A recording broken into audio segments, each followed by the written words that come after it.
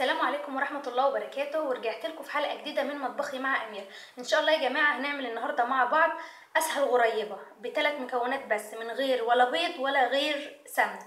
معايا المقادير، معايا هنا كوباية زيت، ومعايا كوباية سكر، ومعايا هنا معلقة واحدة بس من الكاكاو عشان هاخد حتة من العجينة أشكلها.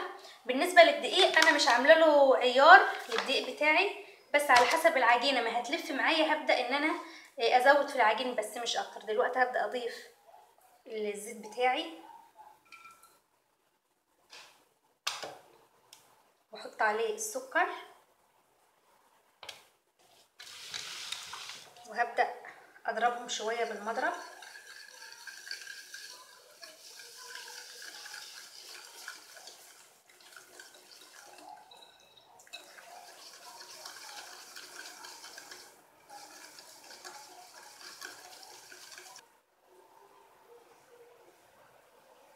دلوقتي هبدأ احط الدقيق بتاعي شوية بشوية، مش هكتر بس.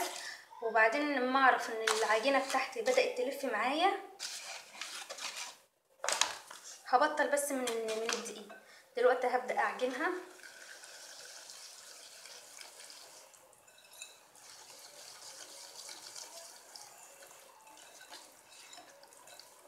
هزود تاني الدقيق.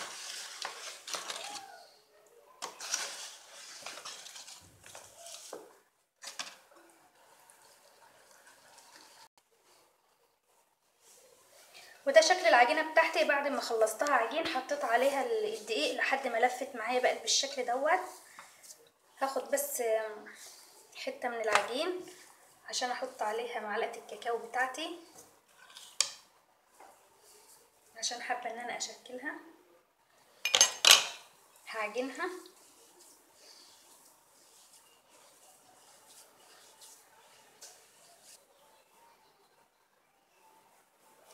وديت العجينه بتاعتي بعد ما خلصتها. هبدأ دلوقتي ان انا اكورها واحطها في الصينيه بتاعتي بالشكل دوت كده.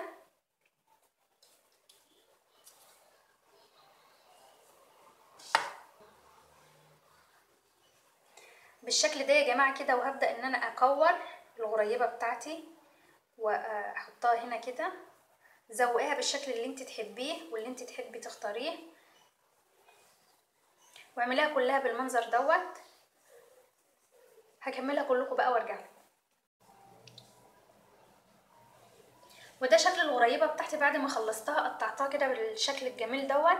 هدخلها الفرن وارجع اوريها لكم تاني. وده شكل الغريبه بتاعتي بعد ما طلعتها من الفرن بالمنظر الجميل دوت. عملتها من غير بيض ومن غير سمنه، وكانت طلعت معايا النتيجه كويسه قوي. ويا رب تكون الوصفه دي عجبتكم، وما تنسوش تعملوا لايك وتعملوا شير للقناه وتدعموها. واشوفكم ان شاء الله في حلقه جديده من مطبخي مع اميره. والسلام عليكم ورحمه الله وبركاته.